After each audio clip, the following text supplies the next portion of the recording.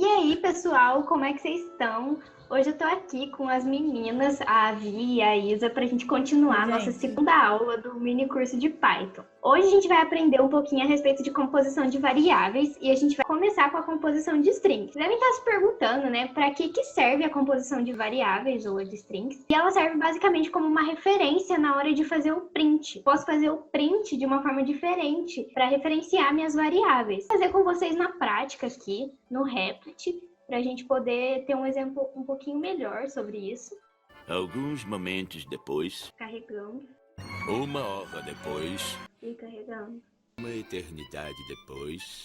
E aí no meu print, dentro das aspas, no lugar que eu quero colocar esse nome, eu vou colocar um %s. Nesse caso, eu quero colocar após olá. Após as aspas, eu coloco a minha variável que eu quero referenciar. Tem um run, vou entrar com o meu nome, apertar Enter, e aí naquele local que eu coloquei o %s, ele vai aparecer a variável nome. Para vocês não terem dúvidas, eu vou colocar um sobrenome aqui, ó, igual a input.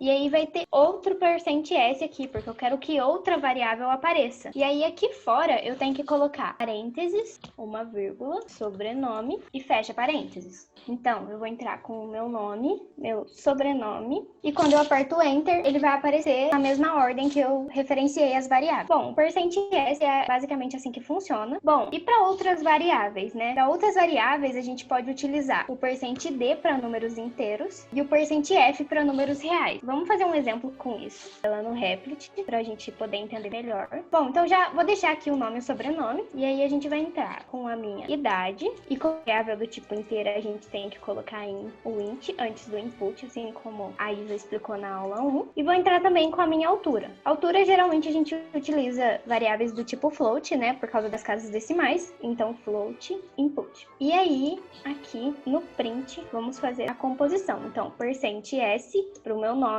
%s para o meu sobrenome, tem %d anos, se referindo à minha idade, e med %f metros.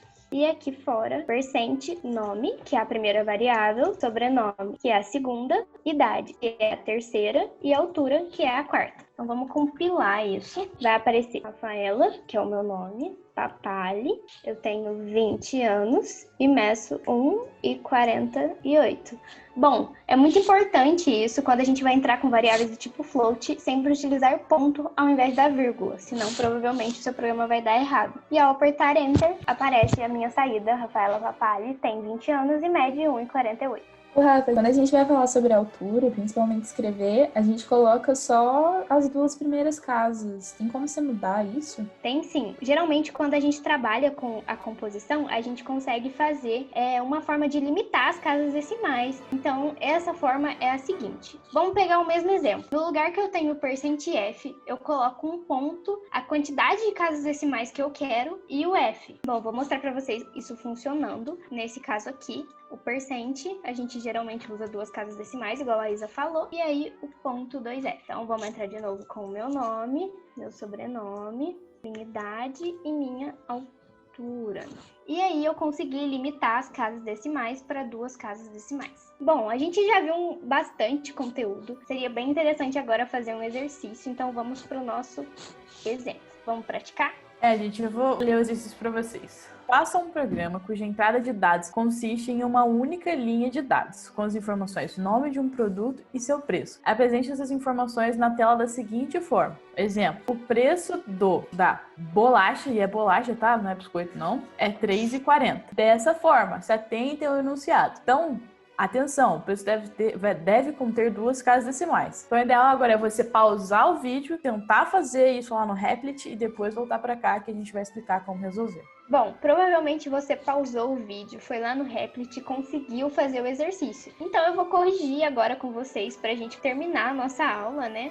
E poder ir para a aula 3. Bom, um dos requisitos do programa foi que a gente entrasse com os dados na mesma linha. Vocês perceberam até agora que todas as vezes que a gente foi entrar com dados, a gente apertava o Enter, né? Para a gente poder mudar a variável. E a gente pode fazer isso de forma diferente no Python. A gente pode usar o espaço. E de que forma a gente usa o espaço? Por exemplo, nesse caso, a gente quer entrar com o nome de um produto e o seu preço. Então, a gente pode separar as variáveis através de uma vírgula. Então, a minha primeira é nome de produto e a segunda é o preço. E aí, eu coloco igual ao input normal, ponto split. Mas, ô Rafa, no input ele não recebia por padrão uma string, não tinha um negócio assim? Sim, tem sim. O input ele recebe por padrão uma string. E aí é preciso fazer uma coisa muito importante que a Isabela ensinou pra gente na primeira aula, que é o casting. E como que a gente faz esse casting? No caso, o input recebe por padrão uma string. Então, o meu nome de produto, ele vai ser uma string já, não precisa mudar ele. Mas o meu preço é uma variável do tipo float. Então, pra gente mudar o tipo dela de string pra float, a gente coloca preço igual o tipo da variável que eu quero e entre parênteses o nome dela de novo. E aí eu estaria mudando a minha variável de string para float. Bom, já entrei com as minhas variáveis na mesma linha, mudei o tipo da minha variável e agora eu vou fazer a minha saída. Print, vamos lá, o preço da %S, que é o nome do produto, é R cifrão, %D. %D não, variáveis do tipo float, %F. Eu quero duas casas decimais, então ponto 2F. E aí, fora das minhas aspas, entre parênteses, nome, produto e preço. Bom, vamos compilar esse programa e ver ele funcionando na prática. Bom, nome do produto, bolacha, igual a Vitória falou, espaço, e o meu preço, 3,40. E aí eu aperto Enter. E aí ele aparece. O preço da bolacha é 3,40. Bom, gente, é isso que eu tinha para passar para vocês hoje. A gente se vê na aula 3. Até mais, gente. Até lá.